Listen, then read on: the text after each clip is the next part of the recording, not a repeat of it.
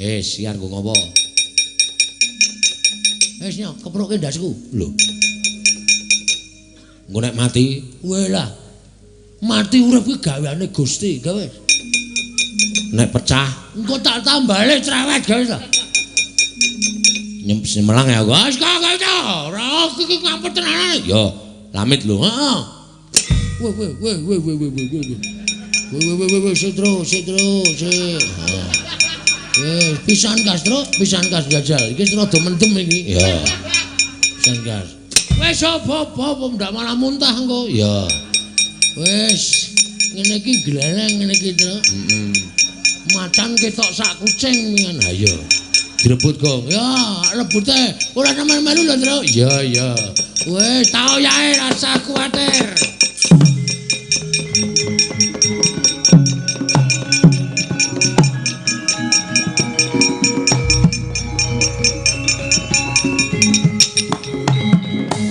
Kok bali, Gong? Keseseken. Oh iya. Duk. Tak dung ngono. Diman kene. Ya. Musuh sing mendem aku tambahin, Tru. Ya, tambahin. Wes iki wis tenan iki wis. Wes. Gleleng tenan iki. Heeh. Hati-hati lho. Lho, sing hati-hati iki aku, heeh. Hati-hati lho, Gong. Ya.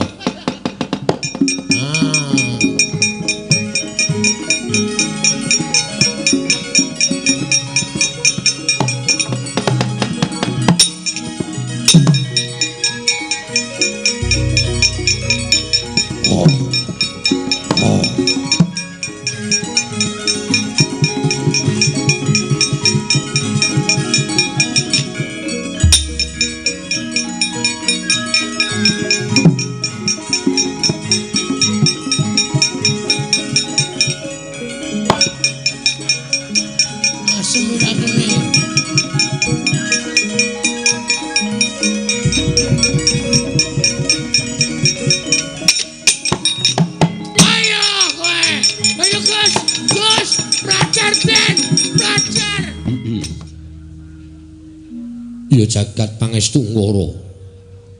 Ya jagat dewa Bathara. Pati Patri Mandra Kethu. Wonten sabda paduka Gusti kula ingkang sinuwun miji dhateng abdi kepatihan. Keparengan babarana ingkang sejati. Kenging menapa paduka dangu dhateng ingkang abdi kepatihan. Ing abdipun Mandra Kethu diweji Pati Mandra Kethu ingsun mung kepengin miyarsakake kepiye mungguh nggonira ingsun percaya minangka dadi badal wakil ingsun mranata tata rakiting negara ing Mandaraka ya ing Madras kene.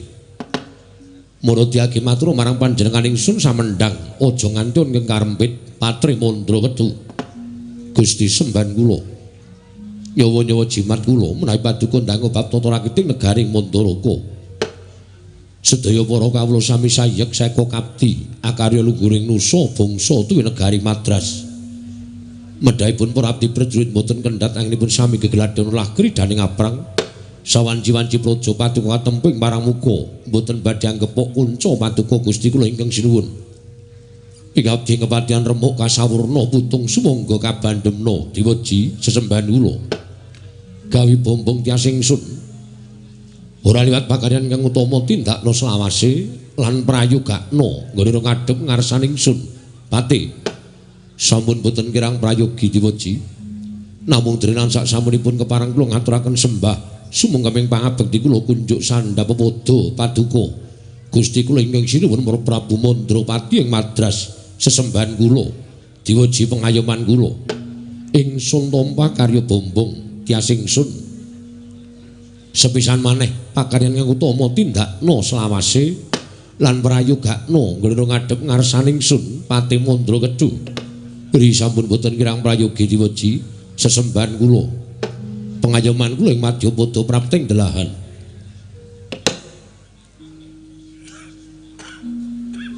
Anak Hanung Anindita bocah mursid isa mikul dur mendem jero karo wong tuwa aja mung kandhek ana ing pangucap nanging kababaro dadi pakarti. Narasoma Atmajaku nggir bocah bagus Padha satata nggonmu ngadhep ngarsaning pun Rama, Nger Narasoma.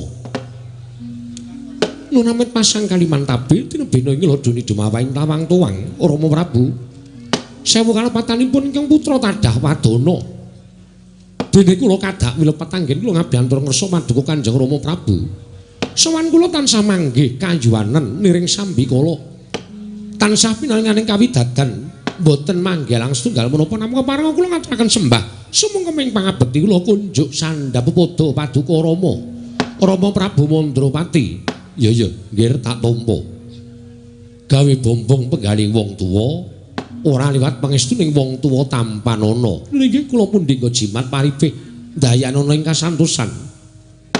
Namung dadosaken kejot raos sing manahipun ingkang putra. Dene dinten sak mangke ingkang putra kaparengaken sowan ngabiyantur kersa paduka Kanjeng Rama. Rama menawi tetela badhe wonten dawuh ingkang dipun sampiraken dhateng kewajibanipun ingkang putra tumunten ambabarana ingkang sejati. Wonten menapa dening ingkang putra katimbalan sowan wonten ing Datulaya negari ing Madras menika Rama Prabu Mandrapati. Narasoma wonten timbalan ingkang dawuh pancen tak jarak dina samengko panjenengan ingsun nimbali kelawan Atmajaku ingkang banget dak tresnani. Atmajaku ingkang besok bakal gumanti marang keprabaning pun Rama sira kulub Narasoma. Nanging luwih prayoga satata dhisik sadurunge pun Rama mbabarake wigatine apa ta sababe dene pun Rama nimbali kelawan sira kulub Atmajaku bocah bagus. Pati wonten timbalan. Prayoga nunggunmu ngadhep apan dina pasewakan niki mau panjenengan ora bakal ngrembug babakan negara Mandaraka ya negara Madras. Nanging iki mung mligi nggonku kepengin sak pejagong lawan Atmajaku Sinarasoma. Mulane ora ana pandangan saka panjenengan ulun. Sira aja nganti wani sumambung rembug lawan panjenengan ingsun.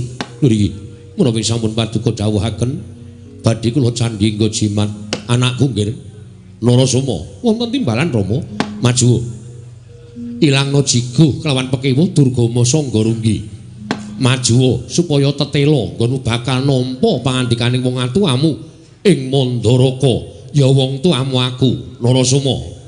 Anakku nggih anakku wong Jentara anakku wong Kaloka Narasoma. Inggih wonten timbalan Rama jagat nganti kebrebeken marang umandange nom-noman saka negara ing Madras saka negara ing Mandaraka kang aran Narasoma. Ya ing bab kadigdayan ya ing bab kebagusan tata krama unggah-ungguh kuwi nuduhake sawijining anak ing bisa mikul dhuwur mendem jero kelawan wong tuwa ngunggahake derajate wong tuwa. Sedaya menika awit panggula mentah paduka Kanjeng Rama Prabu kula ngaturaken panuwun ingkang tanpa pepindhan. Wajibe pancen ngono. Sing jeneng wong tuwa diwajibake tutur-tutur marang anak. Sing jeneng wong tuwa diwajibake nggula wentah kelawan anak. Merga wong nggula wentah anak kuwi nganti kleru nggone nggula wentah tan wurunga si bocah bakal anjuk marang juranging kanistan. Kanthi kaya mengkono wong tuwa ingkang ora ngerti kenthang ki muling lelakon ingkang ora ngerti pojok plereting kahanan bakal kaya diberset raine merga saka pokal gawene anak. Inggih Narasoma kula wonten dawuh Rama nggone pun Rama dadi nalindra ana ing negara Mandaraka ya ing Madras. Wekasan negara Mandaraka dadi negara ingkang gedhe ya ing bab samu barange liyan praja nganti kebrebeken marang umandanging negara ing Mandaraka. Nganti saksuwene Kanjeng Rama Mandrapati lenggah dampar ana ing negara ing Madras iki ora ana parang muka ingkang wani bakal anjungkeng marang kawibawaning wong atuamu. Ora ana liyan praja nalindra liyan praja ingkang bakal wani hanggebak perang negara ing Mandaraka ya awit kabeh mau padha wedi marang umandanging negara ing Mandaraka. Kawulane padha urip tentrem, ayem, rukun, matsinamatan daya dinayan, tunggal cipta, rasa karsa lan karyane satemah uriping para kawula ora kekurangan samu barang lir. Inggih. kena tak ngibaratake Ngedara Mandoraka saiki lagi ngancik marang jaman kencana. Inggih. Lah kowe tak kandhani. Yuswanipun Rama kuwi wis ora nom. Aku ki wis tuwa. Mongko wong tuwa kuwi menyang endi parane? Embane srengenge nalika mlethek saka wetan padange nganti jagat iki kepanasen tumekaning tengah nganti iso dienggo panguripaning para kawula. Nanging guming siring srengenge mangulon ana ing jodhok sisih kulon mung katon endahe tok sakwise kuwi bakale peteng. Tegese kaya lumaku ning menungsa urip ana ing alam padang. Kaya lakune menungsa urip ana ing alam padang kuwi nek wis tuwa kaya wong atuwamu Mandropati ngene iki besok bakale aku arep menyang endi parane. Mung kari ngenteni marang timbalaning sing maha nasa. Mung kari ngenteni timbalaning marang panguwasaning jagat. Negara ingkang semene jembare, negara ingkang semene agung lan agenge iki sapa ingkang bakal nerusake tanana liya kejaba mung sira kulub Narasoma.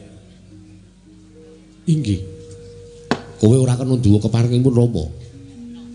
Kabeh tampanen jrenyatane pancen kudu mengkono pernataning negara. Menyang endi wae yen to ratu surut marang kasedan jati ingkang bakal gumanti keprabon mau putra ingkang mijil pambayun. Mongko sira kula kuwi anakku dene adimu Madrim mau metu wadon. Inggih. Mula negara iki bakal sira asta. Negara iki bakal sira asta.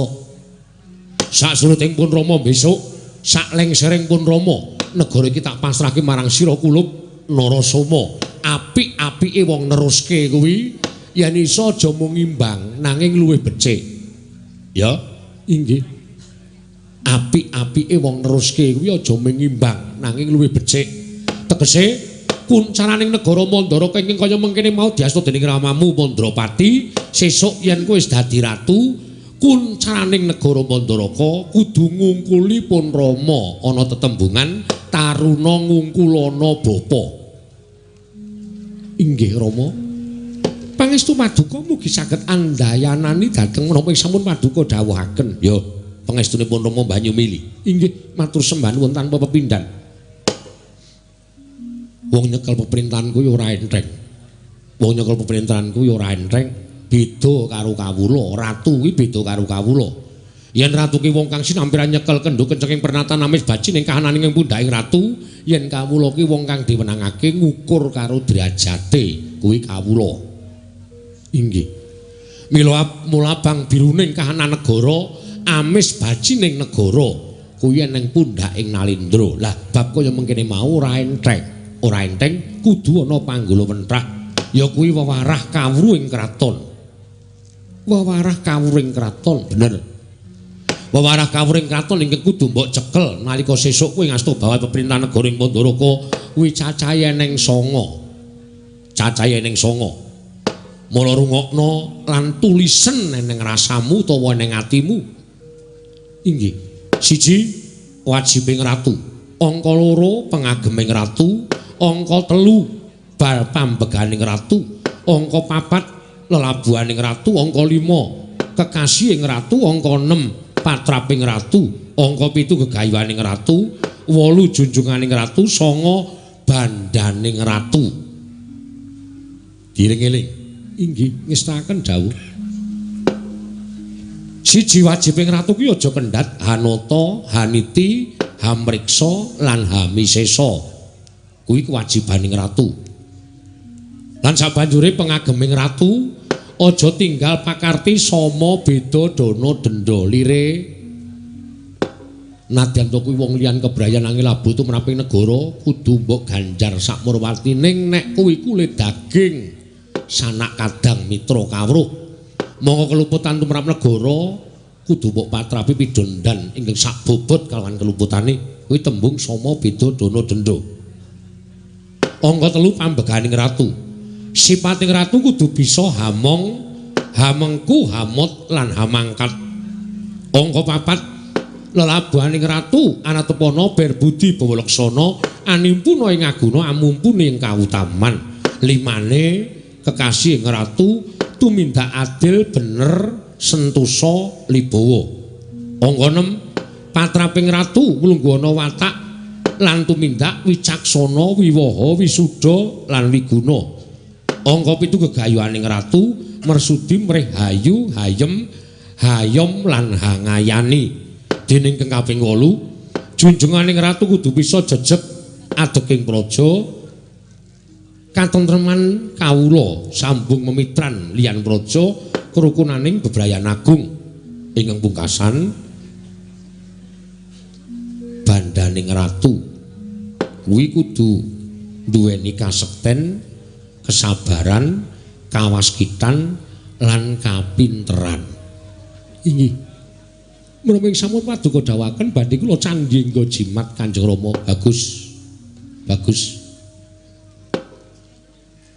rembugipun Rama ingkang angka 1 wis ndok tampa kanthi cetha lho nggih sampun tegese sesuk mangsa kala pun Rama lengser ke Prabon sira kulub ndak pasrahi negara iki mau wis mbok tampa lho nggih sampun Kanjeng Rama bagus jeneng anak sing iso gawe pemarming wong tuwa yen ana anak ingkang bangun miturut kalian wong tuwa mono nyadan aku isih urip nanging persasatku ya wis anguk-anguk lawanging kasuwargan inggih Kanjeng Rama salajengipun ingkang angka kalih menapa ing badhe kadhawuhaken dening Kang putra pun Narasoma la iki ngene iki katone bab sepele ning tumrap panjenengan ingsun iki wigati inggih Narasoma wonten dawuh Rama kabar sumebar nganti tekan talinganing pun Rama yen to kanca kancamu sakbaraan wis padha nambut silaning akrama tegese wis nglakoni mbangun Bali Wisma utawa wis salaki rabi inggih bareng pun Rama ngerti yen to kanca-kancamu sakbaraan wis padha rabi mau gumana ana ing padoning netra aku kuwi wong tuwa mongko aku kuwi duweni anak sing digadhang dening wong tuwa dene wis duweni anak lanang mongko wis jejaka kaya sira kulub Narasoma mau ingkang gumana musik ana ing penggaling pun Rama aku mung kepengin enggal-enggal momong mantu ngemban putu mula sadurunge sira tak pasrahi negara Mandaraka iki ingsun dawuh kelawan sira kulub Narasoma wektu dina iki ndak jaluk cekat-ceket golek wong wadon ingkang pantes lan trep nggone ngancani uripmu selawase besok merga yen to nganti Nalendra munggah ana ing dampar mongko tanpa prameswari kuwi bakal sinurak ing jagat pinaya ing pesak pepadaning urip doh nyono cerak nyono padha mestani ana ratu ora payu rabi kanggo nyumpel rerasaning para kawula ingkang kaya mengkono mau mula sadurunge sira tak pasrahi negara ing Mandaraka Narasoma turut ana kekarepaning wong tuamu Mandrapati kowe ndang golek wong wadon nek wis entuk tepungna kelawan pun Rama aja nganti kleru ing pamilih merga wong wadon kuwi werna loro ana wong wadon ingkang bisa ngunggahke derajating wong lanang ning uga ana wong wadon ingkang bisane mengorek-orek marang pasuryane wong lanang ora gelem ilang selawase urip aja nganti kleru inggih syukur golek wong wadon sing nganggo hijab inggih kuwi iso gawe pemarenging Rama inggih Rama ngestakaken dawuh mula Kang Sangka kuwi dina samengko maragake wangsul ana pitakoning pun Rama iki sira kulub ndak kegadang enggalo daup lawan sawijining wanita sapa wae pun Rama ora bakal matesi lawan nggonira golek wong wadon kinarya ruwang nggonmu bakal napaki urip sak teruse Aja ngomongake kuwi widodari, anak Nalindra, putra Nalindra, putra satriya, putra brahmana, nadyan wong loro saudon telu saurupan, wong jalma wanan, nang yen to pancen nuju prana lan bisa gawe pemareming atimu sarta cocok mathuk lan gathuk lawan rasamu, Pun Rama ming bisa mengestoni. Lah saiki gendi kowe matura karo Pun Rama supaya cetha nggone Pun Rama bakal nampa aturmu mau.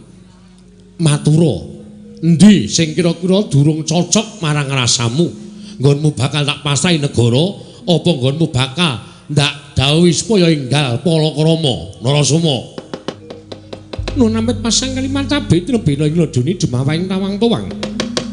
Linepatno ing tulamano menawi wonten pataturipun ingkang putra kula tadah wadana Rama ora dadi ngopo? Ora dadi ngopo dasare kaya anakku?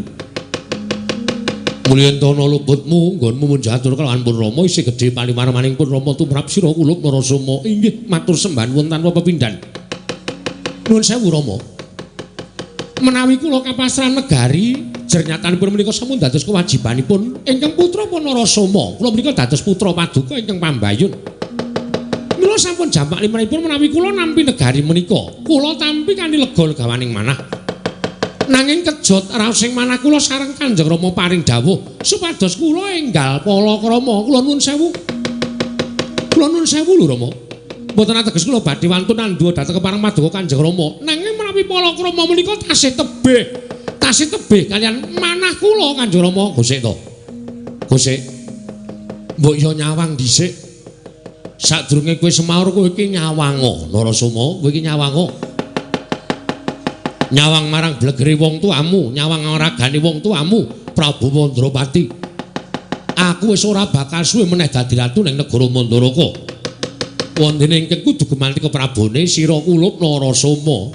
Sadurunge kowe munggah dadi ratu ning Mandaraka, marata kowe ndang Palakrama matur sembah nuwun tanpa pepindhan dene Kanjeng Rama paring dawuh mekaten. Nanging nuwun sewu mboten ateges kula mbadal dhateng dawuhipun Kanjeng Rama menawi bab Palakrama menika tasih tebih. Kok adoh piye to ya? Mbok ya diawe dicerakke. Kok adoh piye? Kowe iki wis jejaka lho Narasoma.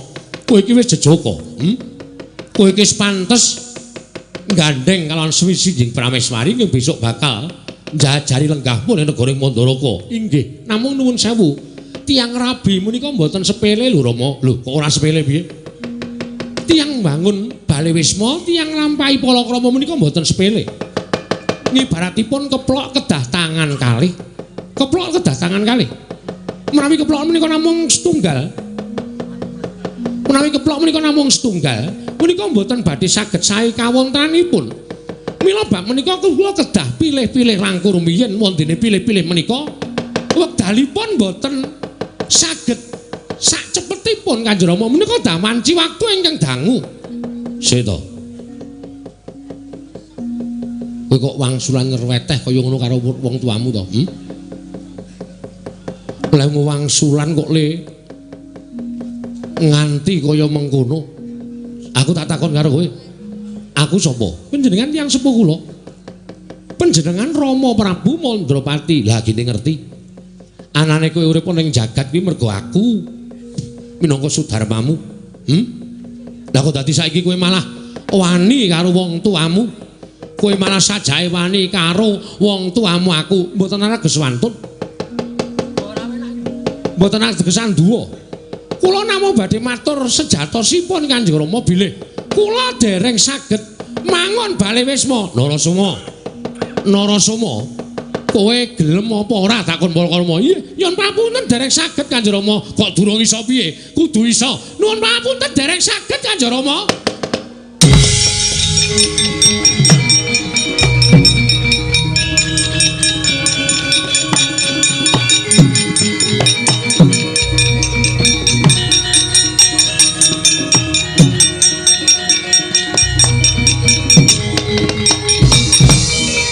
Diobatu ya jagat pangestu ngono kuwi lha ta. Ingkang sekawit kowe iki gawe mareming wong tuwa. Nanging barang saya suwe rembugane lah kok tinemune kowe malah wani karo wong tuamu. Nuwun sampun. Mbok ateges kula wantun Kanjeng Rama. Mboten ateges kula wantun nanging nyatanipun kados mekaten menika. Raos kula dereng menawi dipun peksa mangke mboten badhe sae kedadosanipun cukup wis kowe rasa dadak mulang karo wong tuwa. Kowe rasa dadak mulang karo wong tuwa. Pinter njara langit cah nom-nom saiki nek muni pinterane pancen aku ngakoni ning bab pengalaman menang wong gerang bangane kowe. Inggih. Menang wong gerang bangane kowe. Inggih Kanjeng Rama, nyuwun pangapunten. Namung raos kula dereng dugi. Yen durung tekan kuwi kowe sinawa supaya tekan, ngono lho. Sinawa supaya tekan. Kandhi kowe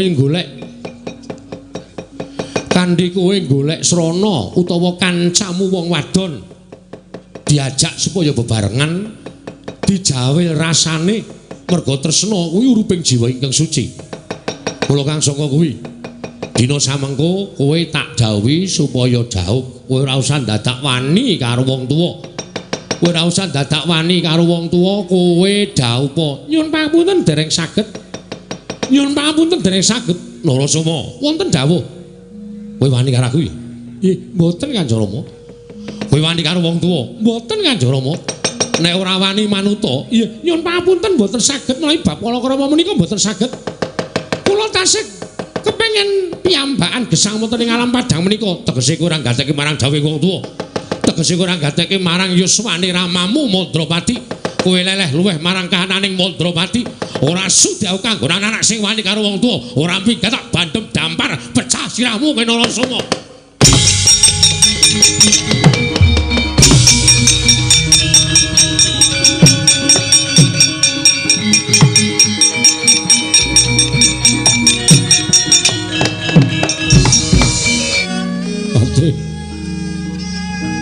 Ate wonten dawuh sinun.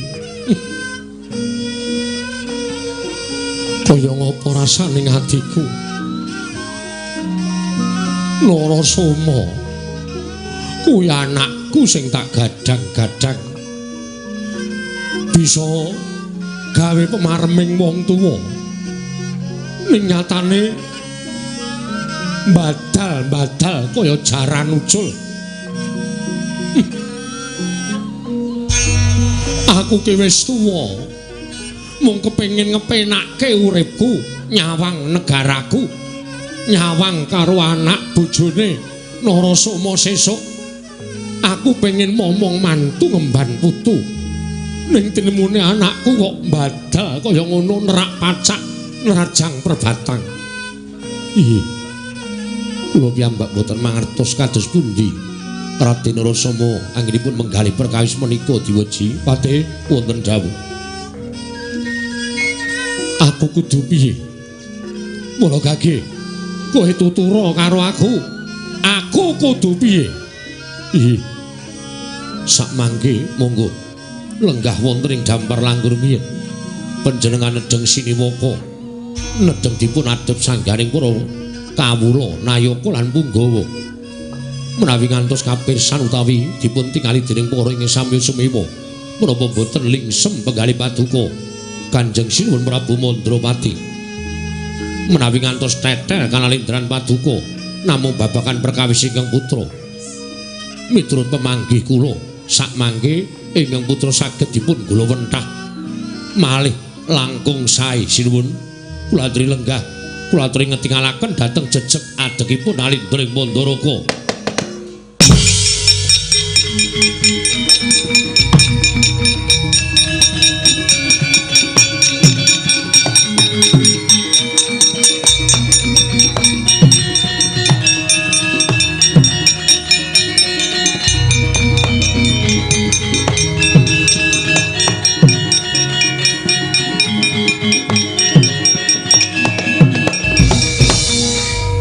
Dewa Bathara jagat pangestu ngoro mati wonten timbalan ing adhaw. Wektu dina iki aja nganti wedi kangelan susulen tungkanen si Narasoma. Ih, para paduka. Jan bali marang negara ing Mandaraka lamun Narasoma wangkal ora gelem bali marang negara Mandaraka. Mangsa bareng tak paringi Purbawasesa. Nggone bakal gawe srana supaya Narasoma gelem bali marang negara ing Mandaraka. kawula nuwun ngestaken dawuh. Nyun pamit madal pasilan. Sing ati-ati aja kaya bocah cilik. Babar pisan bubarno kang padha seba jeneng ingsun kundur kedaton. Kawula nuwun nyun pamit madal pasilan jinuwun. Kaya wis ora ana dawuh maneh Patih. Purna gatining pananggilan. Salsa kundur kedaton jeluk saking dampar ketana kinapit gambaran gading kadhiraken sanggaring Promban Cedi manggung ketanggung Joko Paloloro. Inggih samya ngampil pacaraning keprabon. Kawis tinggal saking Mandra tindak nyosri Nararata. Katiron saking Mandra kaya gumebyar candrane. Oh, lalah ya jagat dewa bathara ya jagat pangestu para. Lah kok ora malah duwe sasmita apa-apa aku ora ngimpi apa-apa malah nampa duka saka Kanjeng Rama Mandrapati. Ingkang sekawit banget kepenak pangandikane tak rungokake yen to Narasoma bakal entuk kanugrahan ya kuwi negara ing Madras. Lah kok jebul kabul kawusanane ming supaya aku enggal palakrama mongko aku durung seneng. Aku durung seneng nambut siraning akrama. Uripku isih merdika, uripku isih kepengin ijen. Ning Kanjeng Rama sajae kok ngoyak kelawan ingkang ya kuwi aku Sinarasoma supaya enggal palakrama. Mongko ora ana pangrasaku, ora ana suaraku utawa aturku sing nyocok penggali Kanjeng Rama. Lah kok duka yayasinipe nganti mentala nundung kelawan aku. Ya apa dikira aku ora iso urip yen to lunga saka negara Mandaraka? Nuwun sewu Kanjeng Rama, mboten teges kula badhe wantun kaliyan paduka Kanjeng Rama Prabu Mandrapati. Namung jejeripun putra sampun nampi dawuh, kula mboten badhe ambadal dawuhipun Kanjeng Rama. Badhe sapuruk-puruk lampah kula duka, mangke dumugi pundi? Lan kawontenanipun ingkang putra kados menapa? Kula pasrahaken dhateng Murbeng jagat kemawon Kanjeng Rama. Kula nyuwun pamit.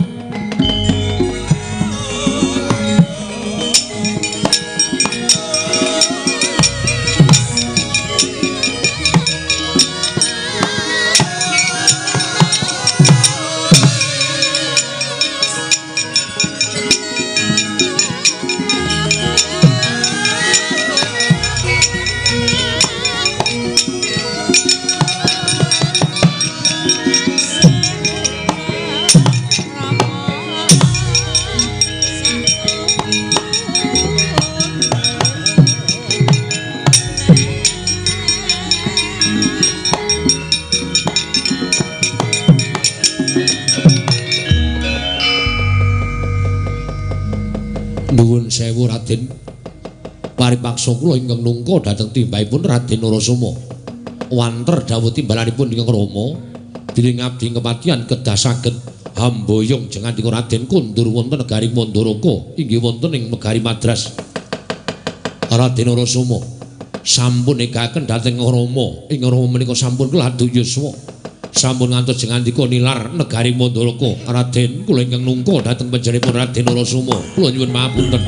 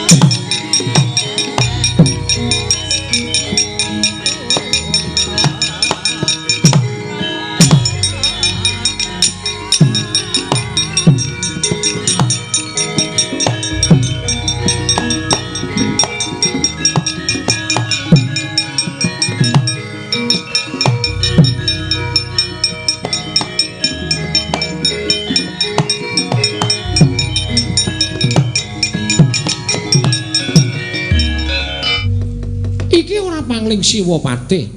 Kasinggihan mekaten Raden, kula ngemrepeki dhateng jengandika Raden. Ana apa Patih? Apa pancen diutus dening Kanjeng Rama? Apa pancen kersaning Siwa Patih pribadi? Nyuwun mahapunten. Raden Narasoma badhe tindak dhateng pundi? Wa Patih wonten dawuh. Ora usah dadak ngambali pangendikane Kanjeng Rama mestine wae Wa Patih mireng.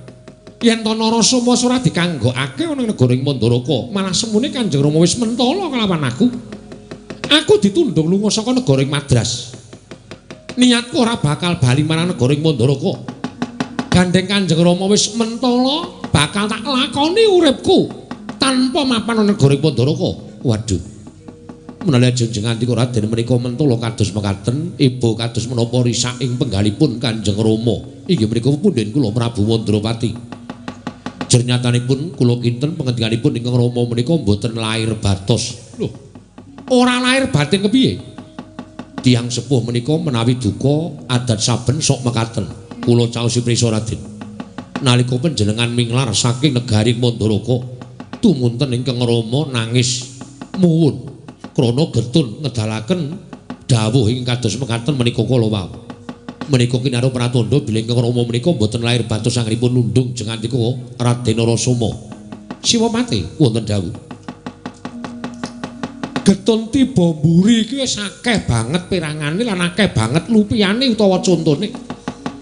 Mula sing jeneng wong tuwa wajib tinuwa tuwa lan tinuwi-tuwi kuwi sak pengendikane kudu dipenggalih, aja ngawu gawar ngawur. Luwe-luwe Kanjeng Rama kuwi nalendra ingkang wis keladuk yuswa. Mestine wis tuwa ndahar gempalaning jagat legiasi ning kahanan lan wis ngerti marang kahanane panjenengane dhewe. Mula yen ana perkara kuwi wajibe dibeta nganggo nalar sing ganep digelar lan digulung, aja nganti keseluruh dalan sing kleru. Pangandikane Kanjeng Rama wis paring dawuh. Yen to aku ora nindakake dawuh Kanjeng Rama, doh nyono cerak nyono, padha mestani yen to Nalendra Mandaraka Prabu Mandrapati kuwi ucape blendra-blendre kaya banyu tumumpang godhong senthik. Ora kena dipercaya dening para kawulane. Mula kinayon njunjung derajating wong tuwa. Nadyan aku putra kudu ninggalake kamukten kadonyan derajat pangkat negara ing Mandaraka. Tak lakoni mergo aku njunjung marang asmaning wong tuaku. Waduh. Kula lajeng ngaten Raden. Lho, mestine kudu kaya ngono sing tak lakoni. Nyuwun pangapunten. Samenika ngaten kemawon. Cekak aos. Kula kadhawuhan dening Kang Rama mboyong Raden Narasoma kundur dhateng negari Mandaraka. Kadhawuhan Kanjeng Rama mboyong aku kundur ing Mandaraka. Kasinggan mekaten. Saiki ngene. Genti tak takoni. Panjenengan badhe nyuwun paring dawuh menapa? Yen aku gelem, tegesipun panjenengan tasih tresna dhateng tiyang sepuh. Junjung derajatipun ingkang Rama. Upama aku ora gelem, mongko dasarku antaraning gelem karo ora gelem kuwi miturut petunganku apik nek aku ora gelem. Lho. Dasaripun menapa? Aku wis matur to. Nek aku gelem bali marang negara ing Mandaraka, mongko akeh kawula sing ngerti baliku mau didhawuhi dening Kanjeng Rama. Mengko akeh para kawula sing padha mestani Ratu Mandaraka Prabu Mandrapati kuwi mencla-mencle guneme. Wis dawuh karo Narasoma supaya minggat kok kongkonan patihe supaya mboyong Narasoma. Apa ora jeneng ratu sing blendra-blendre? Ning yen aku lunga saka negara Mandaraka, tegese aku njunjung derajating wong tuwa sabda Brahmana Raja. Ngendika sepisan ora kena wala-wali kaya Krisna tumaming drancang seta.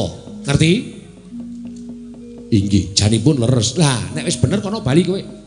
Siwapatih ngrangkanana wong tuaku sing apik-apik. Apa pekarepane kudu kowe iso ngladeni Wapati. Nuwun pamunten.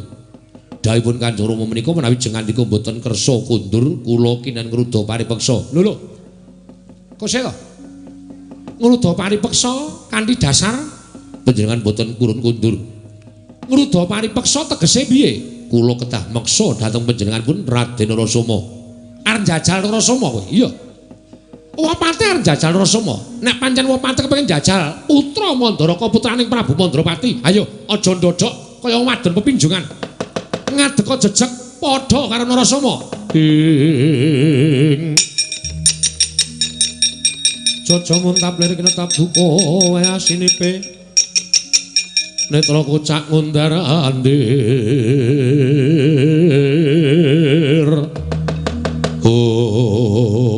Nuwun sewu Raden, tak jabel basaku. Diwasaku mbasani wekal karo sampeyan ning nyatane wong tuwa kaya patih kaya ngene iki mung dianggep dadi wong dolanan. Lho, aku ora nganggep kowe dolanan, Wapati. Ning aku mung matur karo Wapati nek pancen njajal karo Narasoma. Ayo, neng kene ditemtokke. Yen menang Wapati, aku boyongan ning Mandaraka. Nanging yen aku sing menang, nuwun sewu lho. Yen to aku gawe wiranging wong tuwa, ndak aturi tata-tata. Aku ing bakal ngrangket Raden Narasoma. Monggo, Wapati, tak ladeni sak gedhengmu leganing atiku.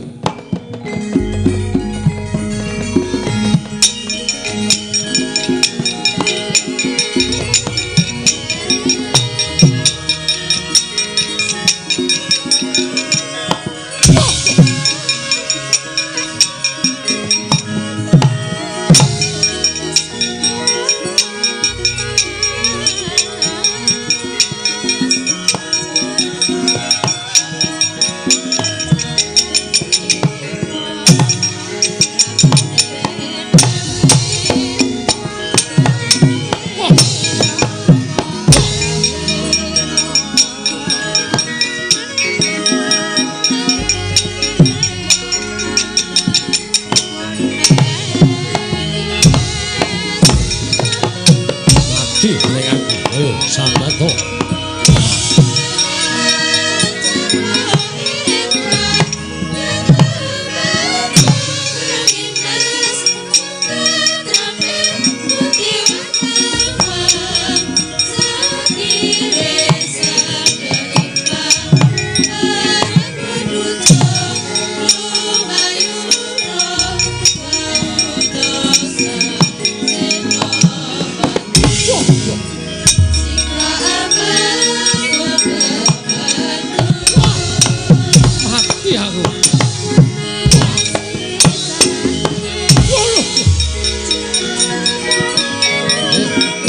Aja mundur lho Pati.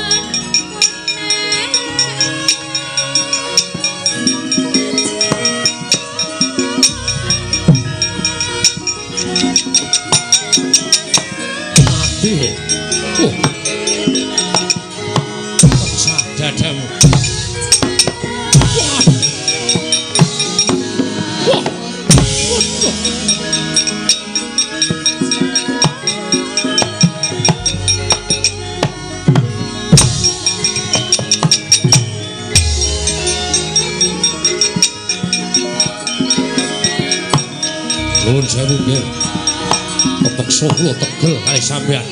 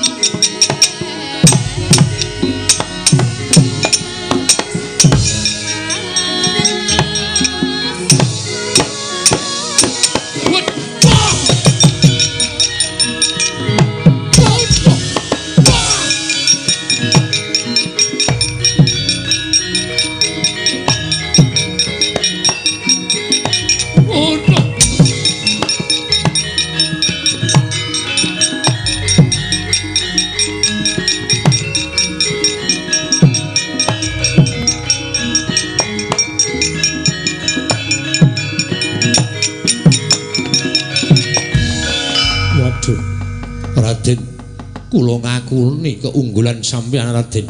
Wah Pati. Mboten nami kula menika badhe wantun dhateng tiyang sepuh. Kula namung nuruti dhateng keparingipun Wah Pati. Anggenipun badhe ngruda peksa kaliyan kula. Kula nyuwun pangapunten. Menawi kinten kula jarak perkawis miloro dhateng jenganti Wah Pati. Nggih, mboten dados menapa. Mboten dados menapa Raden, malah sak mangke ingkang Wa Bombong dene Paduka Raden Narasoma sampun nggadahi kekiyatan ing kados mekaten. Kula titip Rama Prabu Mandrapati. Bab perkawis kula pinasran negari mangke gampil tuwin sak mangke kula kadhawuhan palakrama menika ugi gampil. Mangke menawi sampun ganep petanganipun manahipun Narasoma, kula janji wangsul kula dhateng negari Mandaraka, kula sampun mboyong putri Wapatih, kula nyuwun pamit.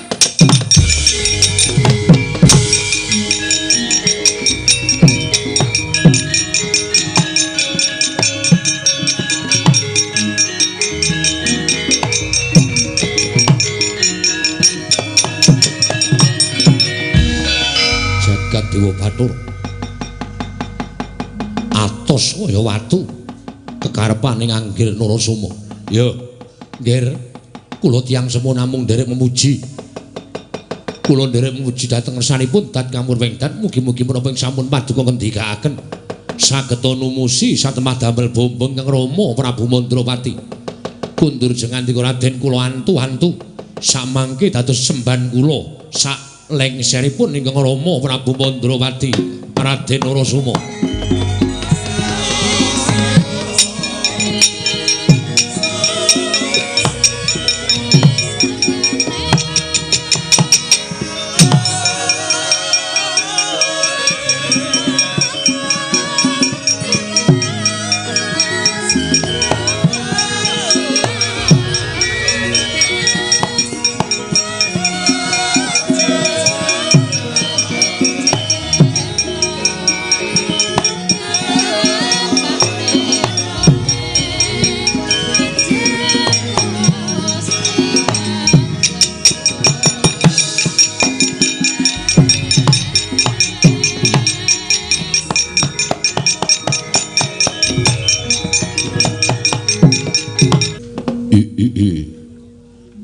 Om Dedyan Kala Ludra Mas Patik Raja Dewaku. Oh, anakku ngger, anakku wong ayu. Nganti bingung nggonipun bapa napakake kalawan awakku. Nggonmu tansah duwe sloga ingkang beda kalawan adat ingkang wis.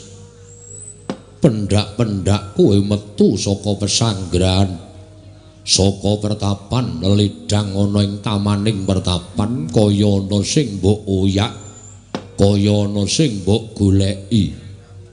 Nganti selagamu beda kelawan adat ingkang wis. Setyawati, Pujawati, apa sing mbok goleki lan karepmu piye, gegayuhmu apa? Gandeng kowe isih duwe wong tuwa, aja sok ngiwakake marang wong tuamu, matura. Apa ingkang mbok singetake ana ing ceceking rasamu? Gage, kowe prasaja karo bapakmu aku Bagaspati. Setyawati. Nuwun sewu Kanjeng Rama Penemban. Estunipun anggen kula ngrungkepi dhateng pepada paduka menika lingsem dhateng awak kula piyambak. Mboten namung jengandika ingkang boten saged nglenggahaken dhateng panjenengan nanging kula ugi bingung napakaken dhateng awak kula piyambak Rama Penemban. Lho, kok ngono wangsulamu?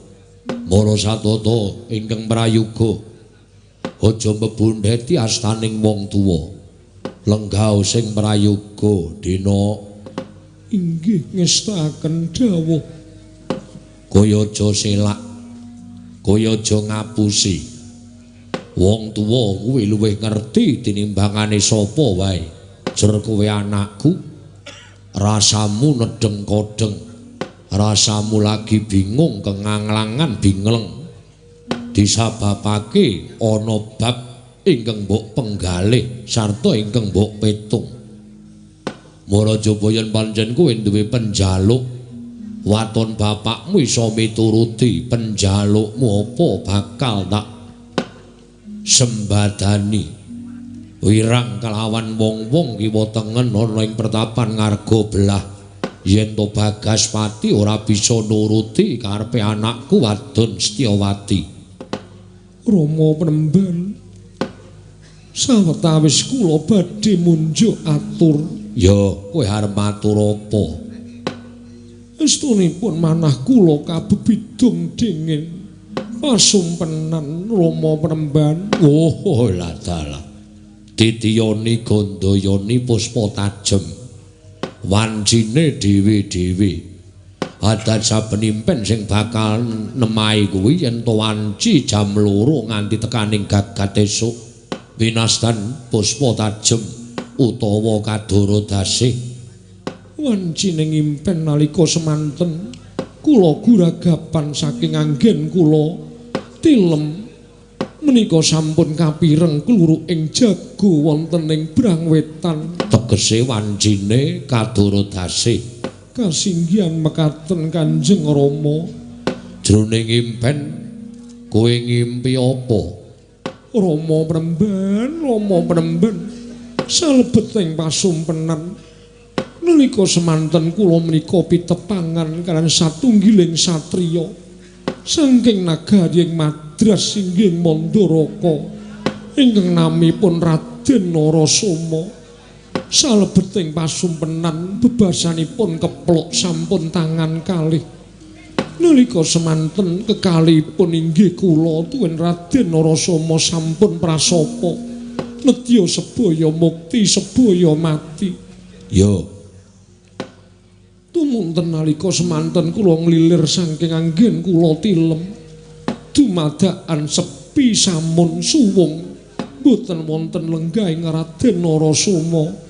Rama Penemban wiwit dinten menika menapa ingkang kula tingali kadidene citranipun Raden Narasoma kados anggen kula ledang wonten tengahing taman menika kados-kados Raden Narasoma singidan ing antaraning sekar-sekar ingkang kinembong saklebeting tetamanan menika. Rama tumuli kula mlajar kadidene tiyang bingung angupaya dhateng woting manah kula. Rama Penemban mbok menawi raos menika sampun boten saged dipun singitaken jernyatanipun kula sampun wantun waloka dhateng jengandika Rama Penemban ingkang mekaten. Rama Penemban menawi Rama Penemban tasih kepengin nyumurupi ingkang putrapun Setyawati menika seger kewarasan mapan wonten ing pertapan ngarga belah, mugi paduka Rama Penemban kersa madosaken jejantunging manah kula inggih menika pun Raden Narasoma. Rama Penemban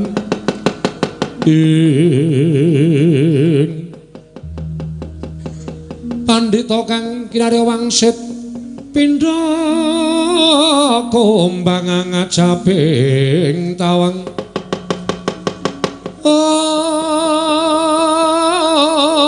ngong susuh angin ngendi gone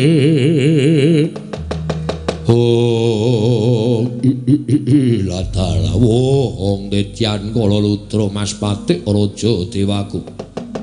Larak tenan to ora bakal bisa goroh karo wong tuamu. Nyatane ana sing mbok delikke lan mbok gembol ana jroning atimu. Lah bener antamaning penggaling pun Rama yen to anakku wadon lagi kaprawasa marang rusaning rasa tresna. Ngandi kowe matur kelawan pun Rama yen to wis ketemu karo sawijining satriya kang aran Raden Narasoma atmajaning Nalindra ing Mandaraka. Oh Setyawati, kabagyanmu ya kabagyaning pun Rama. Yen to nganti kowe nandhang susah, aku ya ngrasakake ora kepenak nggonku nglakoni urip. Mula apa sing dadi penjalukmu mesti bakal tak udaneni sarta bakal tak sembadani. Setyawati, tunggunen sawetara wektu tak golekane sing jeneng Raden Narasoma tak boyonge marang pertapan ngarga belah. Yen to pancen Raden Narasoma iki mengko kersa rawuh ning ngarga belah, yen ngono pancen pesthi jodohmu kowe bakal dhaup karo putri utawa putra negara ing Madras. Nanging yen to pun Rama ora iso nemokake Raden Narasoma, Cahayu kowe aja gelo rasamu. Jagat iki digelar ora mung sak godhong kelor, wong lanang piye wae akeh. Mula kang sangka kuwi, dina iki aku njaluk pamit tunggunen pertapan ngarga belah sawetara wektu pun Rama tak budal ngupaya Raden Narasoma. Rama kundur paduka Kanjeng Rama Penemban. Ora nganti Raden Narasoma nyuwun pangapura ateges panjenengan sampun wentala nyumurupi kesangsaning gesangipun Setyawati. Aja ngono. Menungsa diwenangake budidaya ning garising pesthi gumantung marang purbaning dat kang murweng dat. Wis, Aja walang ati rasamu tunggunen sawetara. Aku tak budal golek Raden Narasoma. Sembah kula ingkang gumiring Jengkar Paduka Rama Penemban. Yo, Setyawati.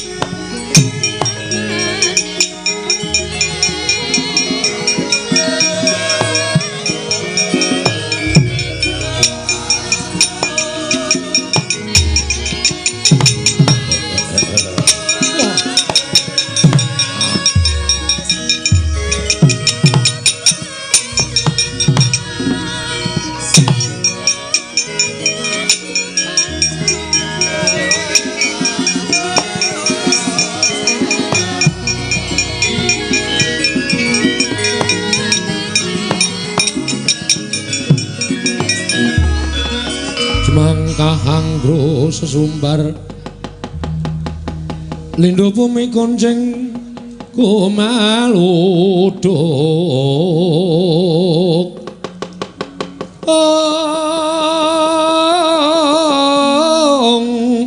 kumaluduk guntur ketup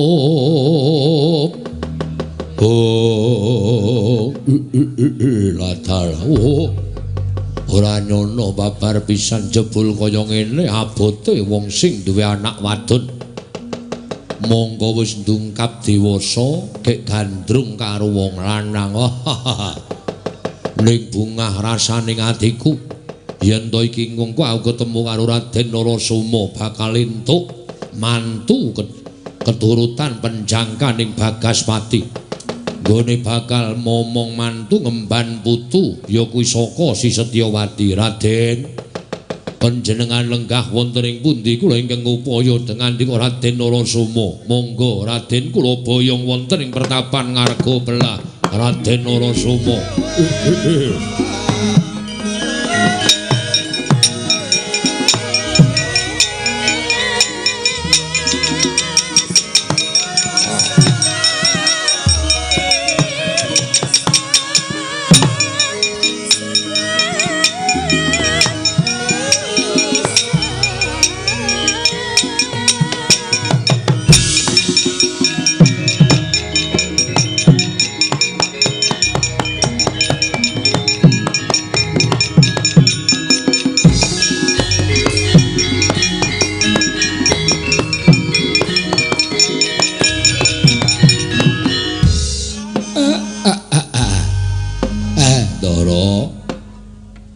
Napa to, Gus? Masuryanipun kok kati ngarengu. Sajak nawung sungkawa, Den, kula nyadhong dawuh, Ndara. Ndara kepareng kula cemadhong dawuh ingkang ngabdi pun nala gareng. Gus enten napa kok sungkawa, Ndara Pandhu? Enten napa, Ndara kok sungkawa, Gus? Kakang Semar. Dalem rumangsa Rudra penggalihku bingung merga pepinginan ingkang tan bangkit bisa kasembadan. Mangke riyen tembung sampean kok kaya ngoten. Gus monggo napa to sing dipenggalih nek dikeparengake Semar cemadhong dawuh kula nyadhong timbalanipun Ndara Pandhu. Nek menika mboten kepareng kababar dhateng abdipun Semar, inggih sampun. Kula jejering namung Panakawan. Nek mboten dipun keparengaken mangertos, kula namung nderek kersa jengandika Ndara kemawon keparengipun badhe kados pundi. Pantuk pepuntoning tekad Kakang Semar aku nedya nyuwun dawuhing Jawata ingkang ngerti marang legetaning ati menungsa. Mula kang sangka kuwi jroning alas kene aku pengen nglakoni tapa brata Semar, aku tunggunen Panakawan. Mareka den prayetna samuriris eka balik titiyani gandayani trisanya purnama sasi gilar-gilaran ing tengah latar milang lintang Bima Sekti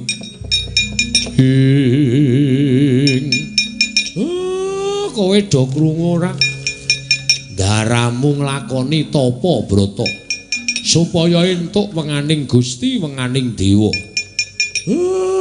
Kowe kandha nunggu kowe krungu to Semar, aku tak tapa kowe turu krungu ora aku ki wis tuwa nek mripate kon melek ora kuat kowe do tunggu aku tak turu. Kowe krungu ora Reng? Aku ya wis tuwa kowe mbangane aku sing wis ngantuk ket mau. Terus aku tak turu. Nek ndara napa-apa aku ditangekke utawa digugah. Ki nek ora andisi Bagong aku ya turu. Waduh. Cilaka iki. Aku tak turu Petruk ora ngusel-usel Gong ora ngono to Gong. Aku ya ngantuk tenan lho, aku sewengi urung turu. Iya. Garang ku sing ketoke sewengi jan ora melek mripate. Aku iki ya ning alas dhewe ya suwe-suwe wedi lho, Tru. Iki ge alase petenge rajak mak kaya ngene iki alas gawat kliwat wingit kepati satu mara satu mati jalma mara mule mung kariaran, Tru. Wah. Ha. Iki angop kok kaya wahing. Cangkemku ki ngono kuwi. Oh ya wis. Truk. Mbok ya omong-omongan kene iki wae jagongan rembug apa ta apa? Ora turu kaya ngene gah aku, Truk. Ngantuk aku, Reng. Tenan aku kesel banget aku minggu kerja bakti. Senin kerja bakti meneh. Selasa kerja bakti meneh. Apa ora kesel awake? Aku kesel tenan, Reng. Kuwi melek engko gentenan. Tak turu 2 jam kok kowe dek turu. Aku ora ngajak omong Gong ayo ngrembug apa ta apa Gong kemajuaning desa. Kok kaslak ndasmu lho Reng. Wis arep merem aku majak omong wae ora. Lah aku kancane sapa iki nek ana apa-apa ngrekoso uripku rene. Utaman tata kate wis raya.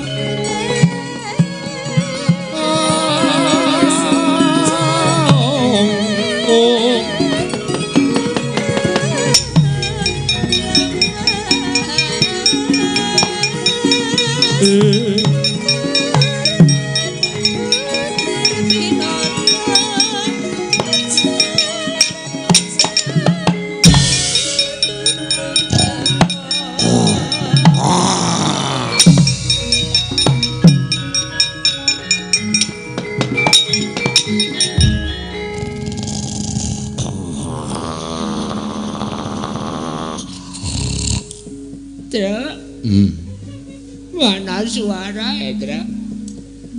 Truk! Ana suara. Wong tuwa jirek. Mbok ditoleh. Ora wani. Kuwi Truk. Reng engko tak potol ndasmu lho suwe-suwe. Aku ngantuk tenan aku wis lagi kok. Aku ngantuk nek kono apa-apa ditoleh ndara iki butuh keslametan. Wong kok jaga kok malah digrayangi-grayangi. Muni Tru. Iki tak totok tenan ditoleh. Dilakat tenan iki.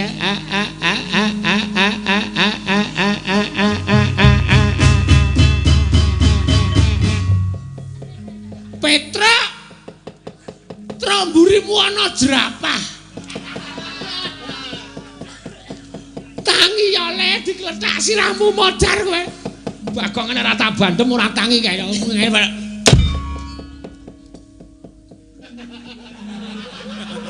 Manusia macam apa kowe? Ana wong tuwa dibandem.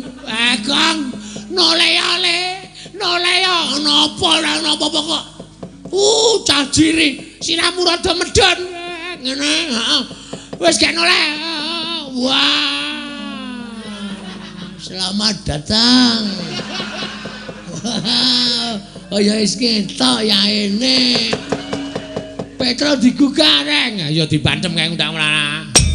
Oh tak antil jerahe tenan. Ana wong turu kok diganggu senengane ora.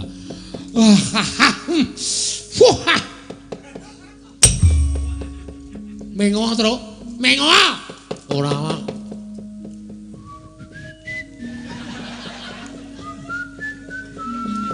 Kae bapak digugah kae ndak dibrakot bokonge kelong marai iso edang-edang kae kok.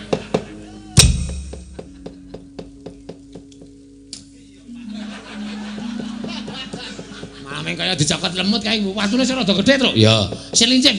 Ya. Sampeyan niku topo kok naboki? Lho, kae malah karo Ndara Pandhu sing nyeneni karo. Topo sing serius. Topo kok naboki bokong. Wah, demit ki. Noleo, Pak, noleo.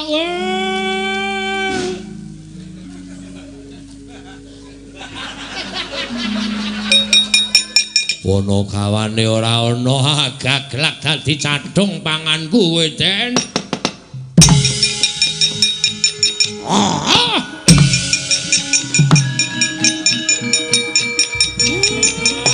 Piye tole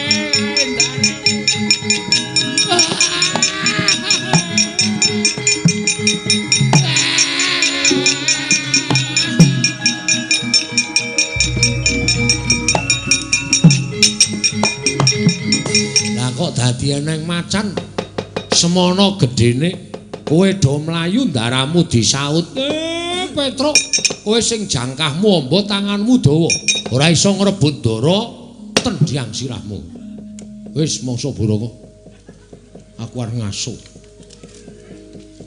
kudu wong tuwa tak plinteng saka kene aku memasrahke aku Petruk ora iso ngrebut macan ajian Reng, ngapa? Ngapa ya, Truk? Ndara direbut. Aku ngantuk, telung bengi rung turu. Wis kraca kok aku. Ndara direbut. Ora iso ngrebut, dudu adine Bak Gareng. Aku arep ngantem sapa iki? Wis kentekan uang e, Truk. Rene? Ya. Macan tak oyake. Oh iya, wani apa kowe? Mung macan ya. Kecil. Oh iya. Wah, kene kuku barang kowe gong iki. Kene nggo nyuwek matamu. Ora karo wong tuwa kok. Terus piye? Golek glugur terus. Nggo ngopo? Wis ta? Ya. Glugur pomring. Manut? Ya. Dawa apa cendak? Terserah. Ya. Watu wae. Watu ya kena. Ya. Bunder apa kotak? Kok anggere balene tak gajul kowe. Mung cerewet wae ora gawe. Kotak ya kena, bunder ya kena. Ya. Wong ki takon sik kok ya. Iya. Siar nggo ngopo? Wis nyok kepruke ndasku. Lho. Engko nek mati, lah. Mati urip kuwi gaweane Gusti, gawe. Nek pecah, engko tak tambale cerewet gawe ta. Nyempes melang ya, guys. Kok to? Ora iki ngampet tenan. Yo, lamit lho. Heeh. Weh, setro. Pisan gas, Tru. Pisan gas jajal. Iki rada mendem iki. Ya. Pisan gas. Wis apa-apa ndak malah muntah engko. Ya. Wis ngene iki gleleng ngene iki, Tru. Macan ketok sak kucing mingan ayo. Direbut, Gong. Ya, rebute. Ora nemen melu lho, Tru. Iya. Wis, tau yae rasa kuwatir.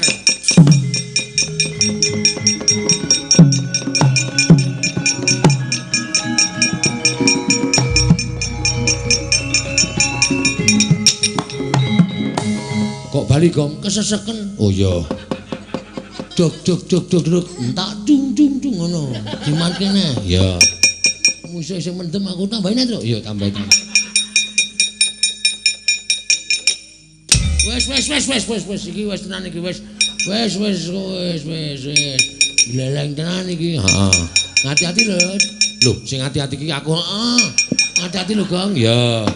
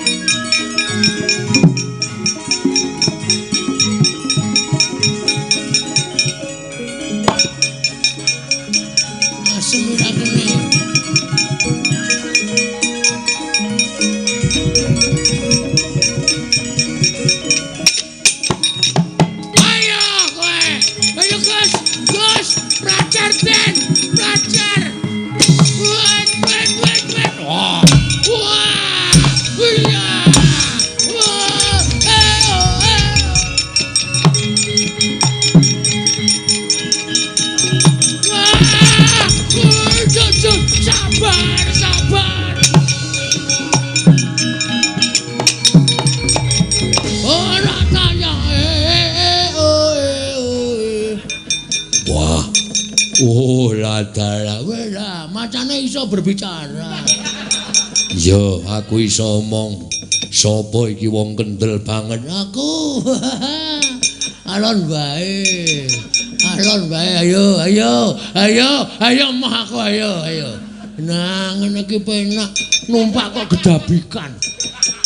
Numpak iki dinikmati.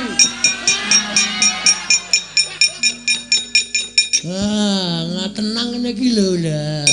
Sopo kowe? Hah? Sopo? Aku wae. Renaldi. Randeng aku Bagong. Bagong? Heeh. Kowe sapa? Sardula Seta. Waduh. Serem. Sardula Seta.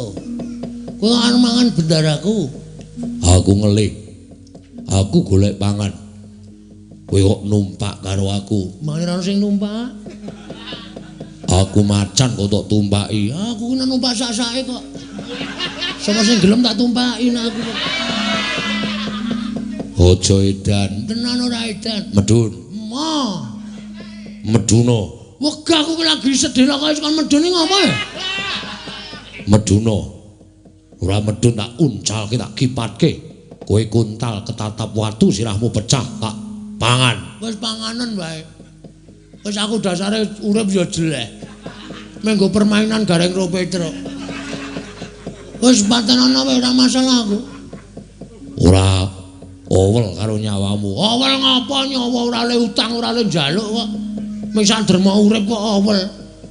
Wah, lah ora lah iki serius. Ya wis kowe medun sik. Medun. Medun gelem aku ning kowe aja ndelok aku lho. Lho, sebabe aku isin. Kok isin ngopo? Rupaku ki elek. Kok engko kaget karo aku. Yakin aku ki menungso ning ora pokro. Yo. Tenan? Yo. Ora noleh? Ora. Sumpah? Yo. Oke. Mergane aku ki nek didelok wong ki isin, kejaba nek wis ketemu gathuk ngono kae wis ora masalah. Iya. Heeh. Ngono ora kepenak to rasa galak-galak. Iya. Lah iya. Aga aku nek noleh. Ayo. Kowe curang kowe ya. Aku ming pengen weruh wong kok kendele kaya ngono. Kendel aku ki ora bayar utange kendele ra jamak-jamak kok. Kok ming numpak macan. Yo, ya iya. Ya wis medun. Ya wis. Ora noleh lho. Ora. Aku tak melayu. Yo, melayu kok. Ya? Ora oleh tenan. Ora. Ayo. Aku kira ngopo-ngopo. Wis aku tak nang kene wae, Can. Males aku medun. Ku tak uncalke. Wis uncalno wae wis terserah. Arep tok pateni ya sakaremu, arep tok uncalke sakar. Arep tok pangan nek kowe doyan dagingku sakaremu. Yo, aja nganti lara ati karo aku. Ora.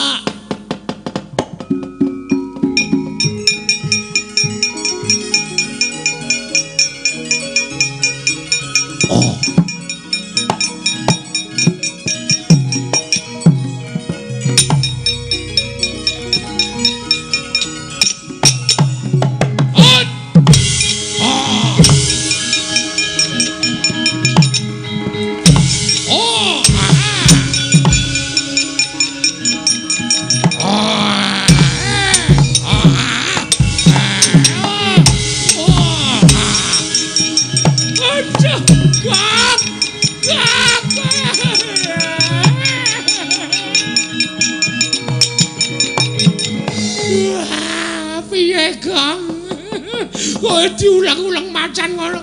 Lara kabeh awake ya, Le. Ora lho. Rasane piye, Gong? Biasa ketemu kanca lawas kaya Jan. Lho iki wong apa? Wong tenan. Diganekke ora sambat babar blas. Salar sambat jar ngopo? Aku nek sambat ya ora ana sing nulung. Tiwas sambat. Ora ana sing peduli karo aku. Trak. Perih, Trak. Tulungi, Trak. Macan, ora ngeculke adikku tak bacok sirahmu, Bajon, ora wedi. Ora wedi, Gong. Dilinggis. Linggis ndasmu, ora wedi dibano. Ora wedi, Gong. Dibendo. Tak bendho sirahmu, ora wedi dibano. Ora wedi, Gong. Wis anu nengno wae, Trak. Men modar. Kowe iki niat nulungi cerewet wae. Kenyih cangkemmu. Wah, ngerti basa kenyih barang ora.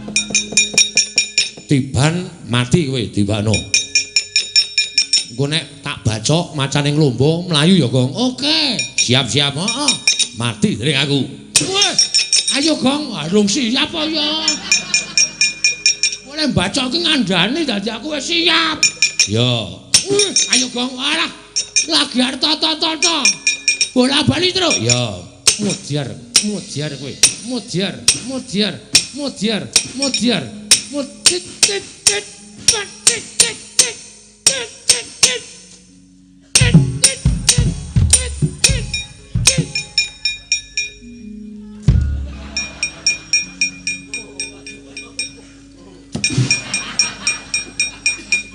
Nyambut gawe nek karo ngantuk ya ngene iki. Macan nglumba, Bagong tak bacoki raine. Ya ngapura ya, Gong. Nek kowe mati. Reng awak Bagong mati. Cangkeme. Bagong mati terus. Heeh.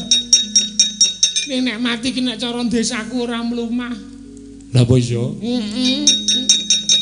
Mengkurep tegese wis pasrah karo bumi pertiwi. Oh ngono ya.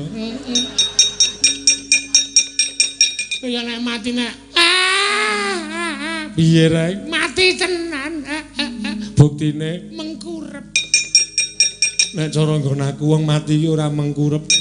Lah ngapa? Tengok-tengok. Kuwi tegese wis ikhlas ninggal keluargane. Apa iya?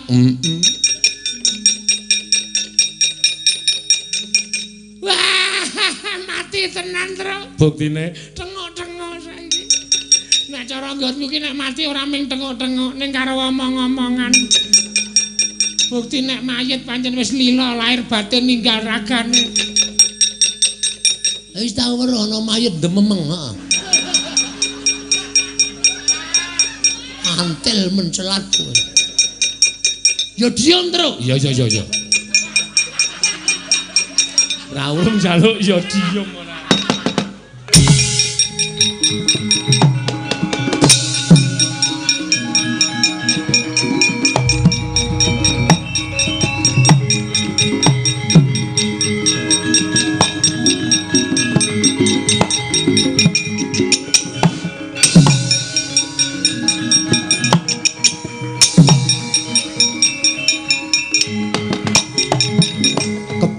kilat gesit pindha tatit lambahing jembaring nadyan namung sak gelagah parandene tumama dadaning matengga butol prapteng malikat ilang wujuding macan iwang pikulun kaneka putra.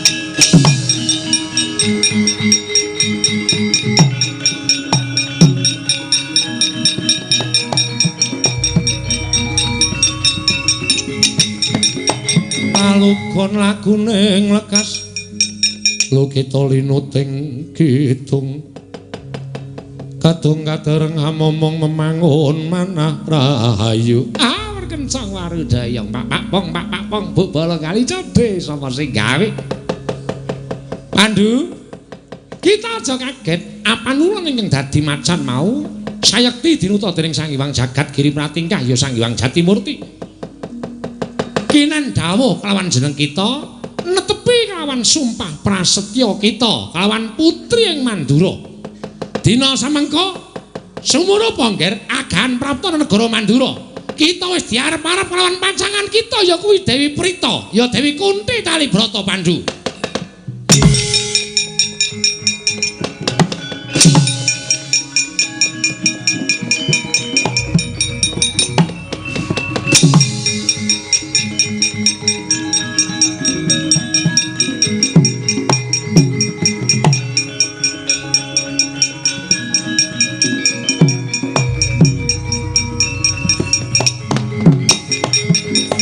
Kawuwus lambahing Nalindra ing Astina Prabu Pandhu Dewayana kadhiraken sanggira Padmanakawan kocap nalika semanten ingkang wis mentar saking negaring Madras ya ing Mandaraka nenggih Raden Narasoma prapteng tengahing wana bingung penggaling Sang Narasoma wau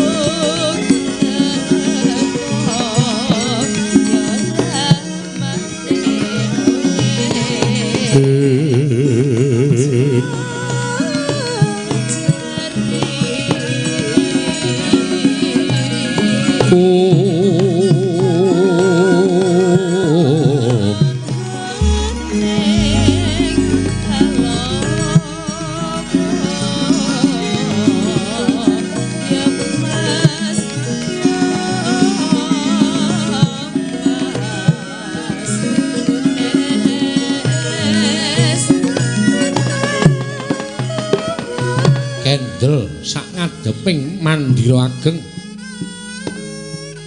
Sang Narasoma Atma Jendra ing Mandaraka atmajaning Prabu Mandradwipa ya Sang Mandrapati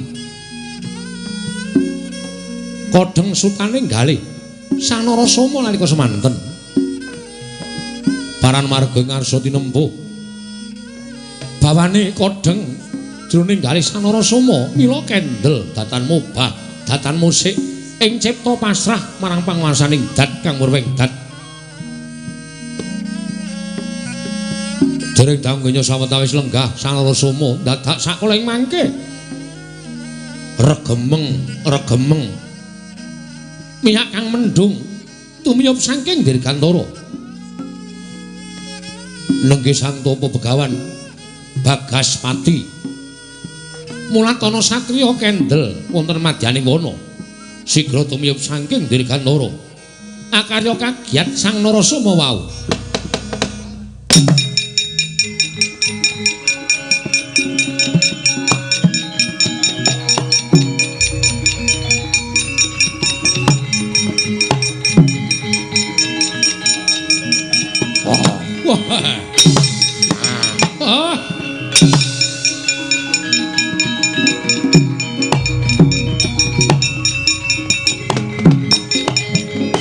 Buta Pandhawa tata gati Wisraya Indriyaksa Sara Maruta Pawana Bana Margana Samirana lan Warayang ladal nuwun sewu sampun ngantos kejoting penggalih wonten satriya ing mapan wonten tengahing wana menawi dipun parengaken kula badhe ngladi wanuh nggulang tepang. Raden, panjenengan menika sinten?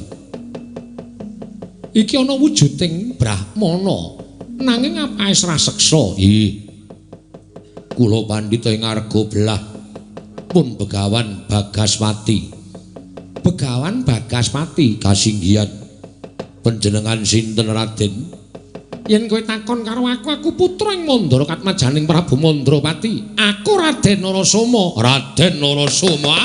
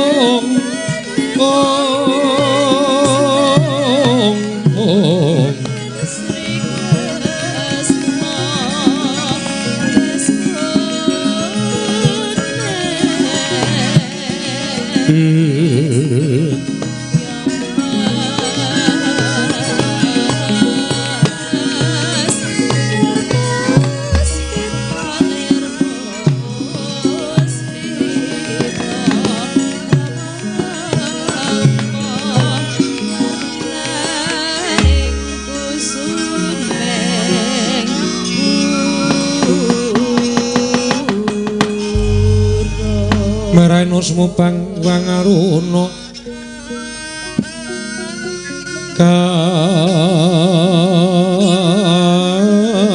katinetraning uga rapuh sadaning kokila ring kanikara sagatar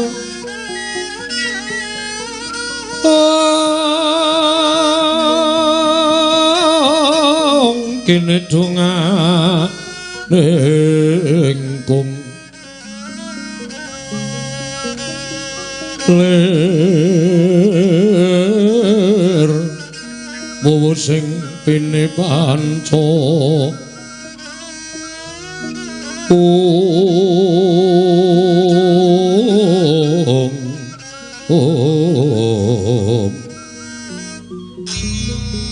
bebetoking ayam wana mrak manguwuking pagagan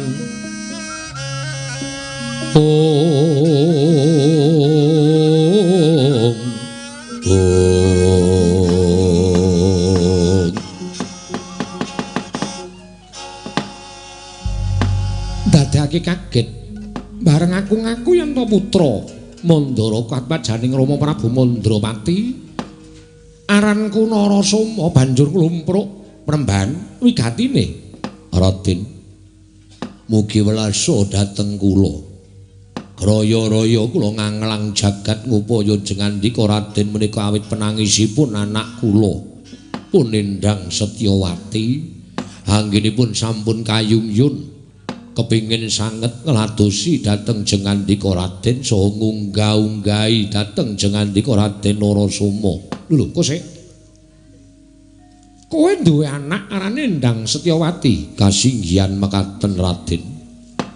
Lah terus kula dipun tangisi anak kula supados ngupaya jengandika Raden samangke kepasang yugya katujuh ing dene sampun pinanggih wonten ing mriki. Mugi suka lilaning penggalih jengandika Raden kula boyong wonten ing pertapan ngarga belah supados pinanggih kan anak kula pun Setyawati lan kersa nampi paswitanipun anak kula pun Setyawati Raden.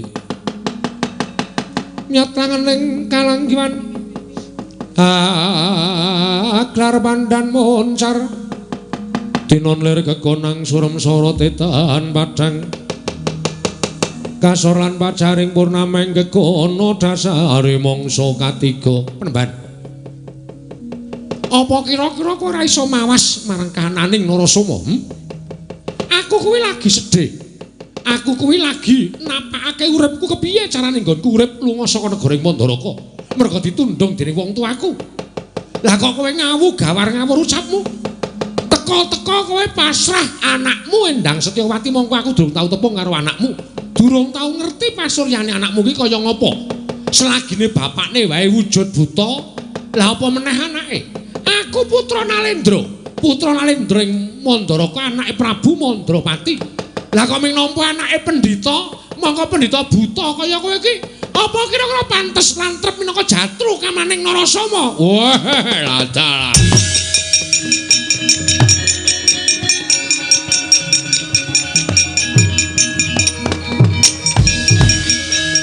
Nuwun sewu Raden. Panjenengan mangke menawi pinanggih kaliyan anak kula tartemtu mboten badhe saged selak lan badhe ketukulan raos tresna kaliyan anak kula. Ora. Apa mbok anggap aku wong terus saudon terus saurupan? Iya. Apa mbok aku anggap wong cepete napa piye? Iki anak ratu lho Bagaspati, aja sapenakmu dhewe. Iki putra Nalendra Mandaraka. Aku ora sudi ngladeni anak aja kowe minggat. Kowe minggat saka papan kene. Aku tak neruske laku. Saut dadi apa?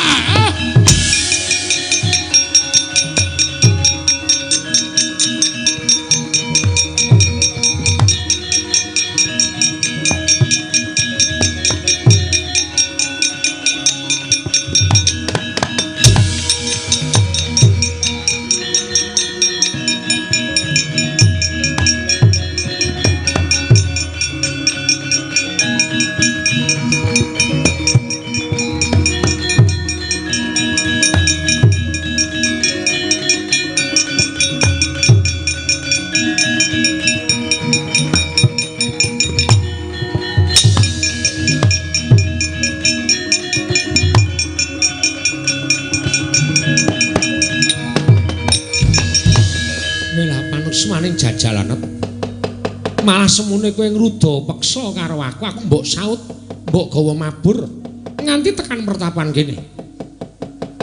Kowe pendhita ingkang ora ngerti unggah-ungguh, ora ngerti tata krama ya. Ing atase aku putra Nalendra kowe ora nyembah kelawan aku, malah semune dak sia karo Narasoma. Ayo nek pancen kowe iki pendhita Digdaya, pendhita ampuh, kowe pengen boyong karo aku aja mbok saut kaya ngono. Nanging adu atos sing balung uleting kulit. Kowe apa aku sing menang? Dijajal apa piye? Inggih, kula pitados kaliyan kasektenipun Raden Narasoma. Nanging monggo to dipun presani rumiyin anak kula Setyawati Raden. Anakmu menyang ndi? Monggo aturi noleh. Menika anak kula Endang Setyawati sampun lenggah wonten ing pepengkeranipun Raden Narasoma. Ora pati nduk lho.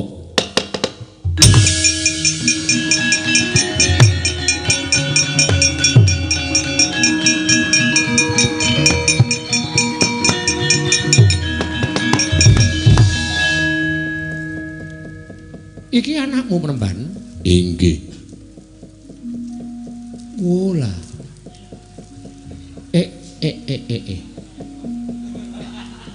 Dos pundi? Mila sampun ngantos ngiyas dhateng tiyang. Arepa bapakne kaya ngene ning anake mencirit kaya ngono. Dos pundi Raden? Rama Penemban. Piye, Nduk?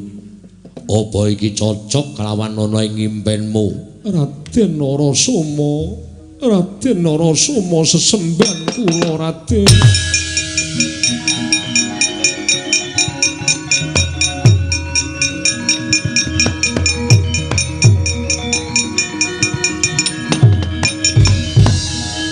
Dewa Bathara jagat pangestu ngara.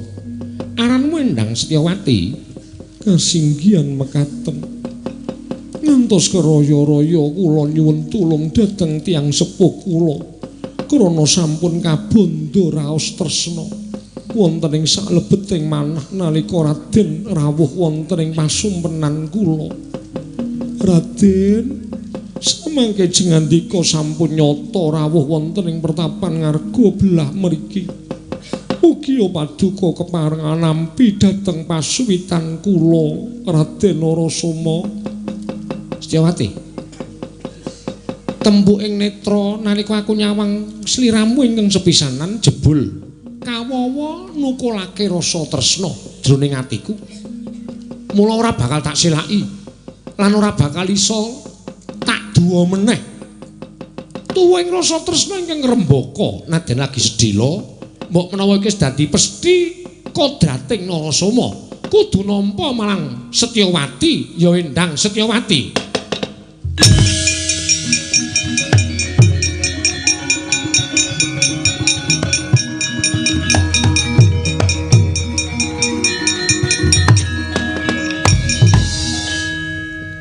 Menawi sampun gambuh menawi sampun mathuk Raden kula tiyang sepuh namung jumurung ndederek.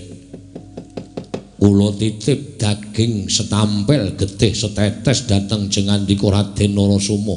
Penemban, sewu-sewu kluputanku aku nyuwun pangapura Penemban, mboten dados menapa. Jernyatanipun sedaya sampun kelampah. Panjenengan ingkang saged paring kabagyan dhateng anak kula. Malah sak mangke sampun kula tetepaken lan kula biyawarakaken bilih panjenenganipun Raden Narasoma sampun nampi pasuwitanipun anak kula Endang Setyawati. Kinarya tandha sih tresna kula dhateng jengandika Raden. Kula badhe paring pusaka wujud curiga dhateng jengandika Raden aran Ki Hayudan Mas menika kula aturi nampi Raden.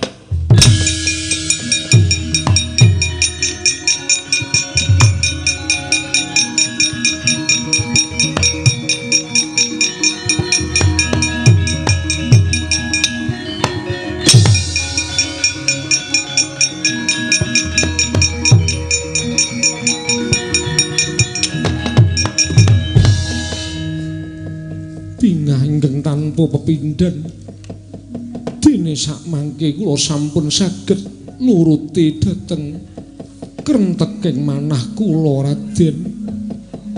Nalika aku lunga saka negara Mandaraka didhawuhi Kanjeng Rama supaya rabi. Mongko aku jane isih kepengin dhewe. Ora ana wong wadon ingkang keduga iso ngrubahake bebeteng jiwa kasatriyaning Narasoma. Nanging bareng aku dipondhong bapakmu diboyong marang pertapan kene, tumuli weruh kelawan sira Yayi Setyawati ya Endang Setyawati. Lah kok jebul lah dalah. Ora kuwasa ngampah marang hardaning rasa tresna wekasan aku nampa marang pasuwitanmu. Bungah kantan apa upama.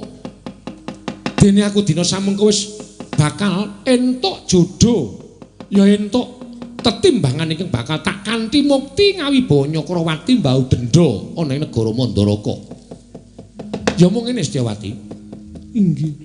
Bareng aku kelingan Kanjeng Rama paring dawuh kalawan aku supaya didhawuhi supaya dhaup utawa duwe sisian. Inggih. Iki aku wis entuk tetimbangan ing atiku sira Yayi Endang Setyawati. Kasinggihan mekaten. Ngibarate aku kondur marang negara ing Mandaraka, aku nggawa wujuding ali-ali ing bakal tak aturake marang Kanjeng Rama, tak pisusuake marang wong tuaku. Mongko mripate mau apik banget, brilian. Ning kok ming saka Kuningan, tegese embanane ming saka Kuningan. Lah kuwi. Lek kuwi isin nang kono kuwi. Ingkang dipun pikajengaken kados pundi Raden? Kula aturi waraka kaliyan kula.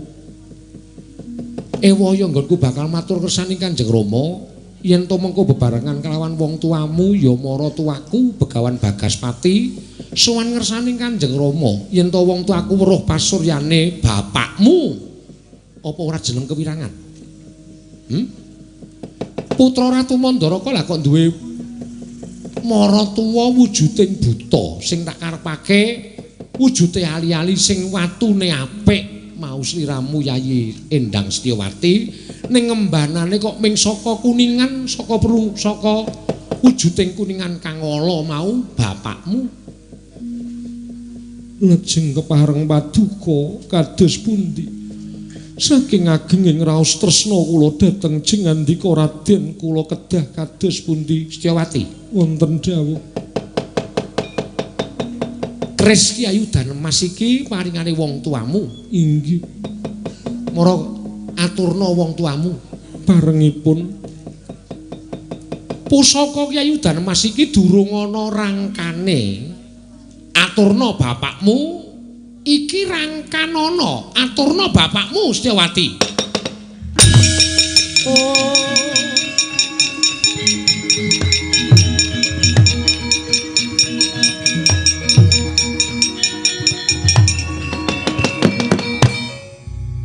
Tanggaping gati Sang Setyawati. Nalika semanten mulat ingkang ngraka ngedalaken pusaka Ki Ayudan Mas paringane Sang Begawan Bagaspati. Kanthi paring pangandikan sumados madosaken warangka. Wis tanggap kersaning Sang Narasoma parandene wahaya ing batos Sang Setyawati paran-warga ngarsa linambahan bawane agenging rasa tresna kalawan Ingkang Raka miwah tresnane kalawan Ingkang Rama. Parandening mangke nadyan grayah hastane anyandak curiga Ki Ayudan Mas binaya ngersane Ingkang Rama Sang Bagaspati nggih Sang Endang Setyawati wau.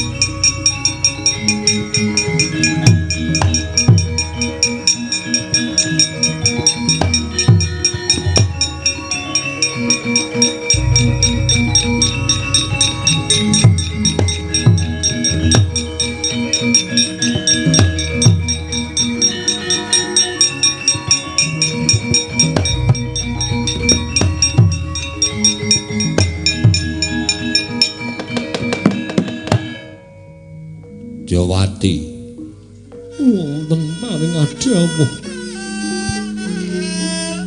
ngopo kowe lagi ngrasake rasa bungah kang tanpa upama dene aku entuk mantu Raden Narasoma.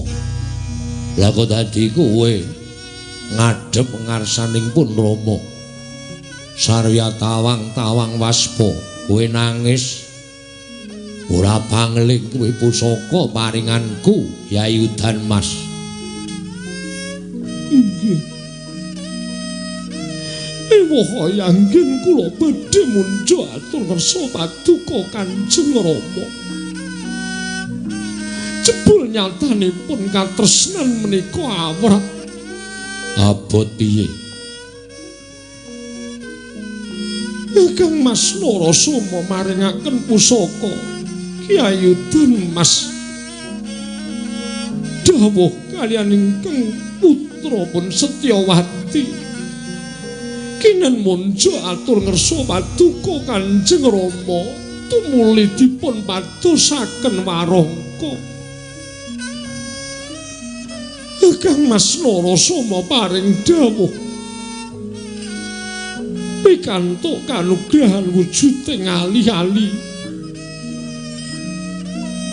ingkang sae saking mutiara namung ngembanipun awon saking wujud kuningan. Mila tumuli kepengenan nyeplok wujuding mutiara menika kemawon saha ambucal dhateng kuningan menika kala wau Rama Penembahan. Wah, lacala.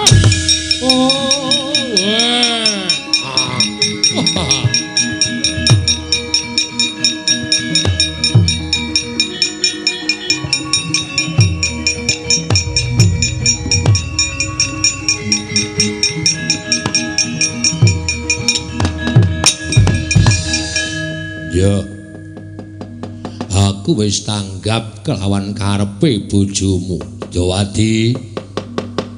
Abot-abote wong tuwa sing duwe rasa tresna karo anake. Aku ngerti yen bojomu isin duwe mara tuwa wujuding buta. Lan kepengin nyingkirake aku sarana nganggo dasar sarta ngaling-aling kelawan anakku wedok Setyawadi Cahayu. Iki tandha rasa tresna wong tuamu marang anak ingkang ora bakal kowe lali selawase urip. Para rungokno kang dadi dawuhku nggir. Rungokno. Bapakmu ki wis tuwa. Wis wareg mangan gempalaning jagat legiasining kahanan. Aku mendhita sing tak goleki ming mati kanthi sampurna. Mbok menawa dewa wis paring dalan srana iki, bapakmu kudu tekaning pati. Yo, kamuktene anakku sing tak tresnani arep tak tomboki nganggo nyawane wong tuamu. Setyawadi, kene keris kuwi tak jaluk. Nyuwun pangapunten. Kula mboten saged mentala. Aja kaya ngono. Yen kowe ora mentala, tegese kowe bakal kelangan bojo. Narasoma ingkang bakal ngayomi kowe selawase urip ben marem atine, ben seneng pikire. Merga ora duwe mara tuwa buta kaya aku. Sing wigati kowe seneng atimu, sing wigati uripmu kebak ing kabagyan. Nadyan kuku nganggo tombok nyawane bapakmu. Aku ora apa-apa, Setyawadi.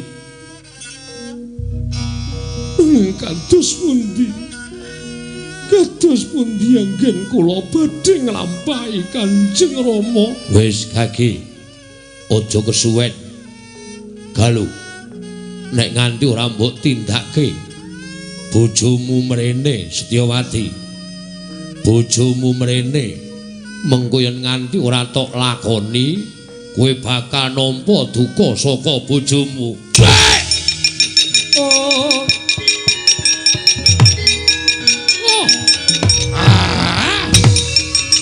Kanjeng Rama.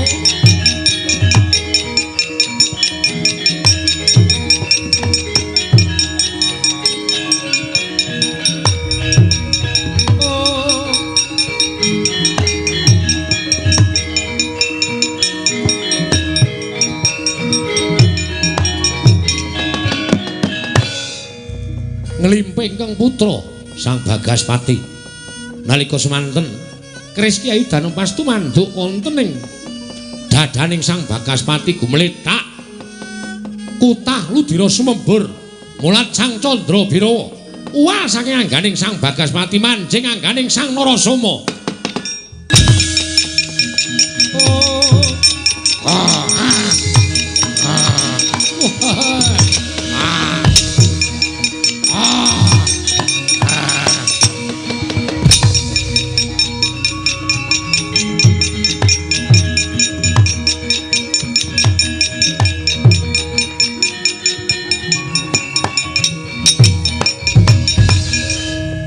Narasoma, mantuku cah bagus.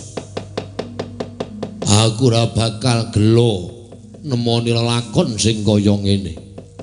Panjen kabeh wis dadi niating bapakmu Bagaspati. Ya mung aku titip getih setampel utawa getih setetes daging setampel marang kowe. Ayo mono anakku. Kowe tak enteni ning bukur pengarip-arip. Mangsa kala wis nekani aku kudu bareng munggah swarga karo kowe ngger cah bagus Narasoma.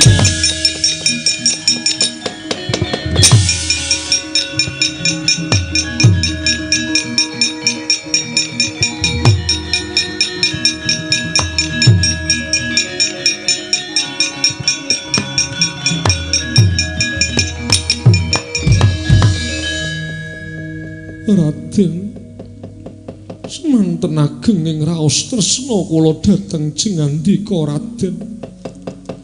Ngantos lampahan ingkang mekaten menika kala wau kula saged nglampahi dosa menapa ing badhe kula sandhang. Samangke badhe kula aturaken dhateng Purbaning Hyang Mahanasa. Setyawati. Pancen tresna kuwi abot. Akeh wong padha ngarani yen tresna kuwi abot. Kaya wong nyangga bumi. Ya kaya ngene iki. Wis ora bakal aku selak. Sarta aku ora bakal tida-tida marang katresnanmu. Wiwit dina iki kowe winengku dening Raden Narasoma nganti sak puputing umurku besok. Aku janji Setyawati.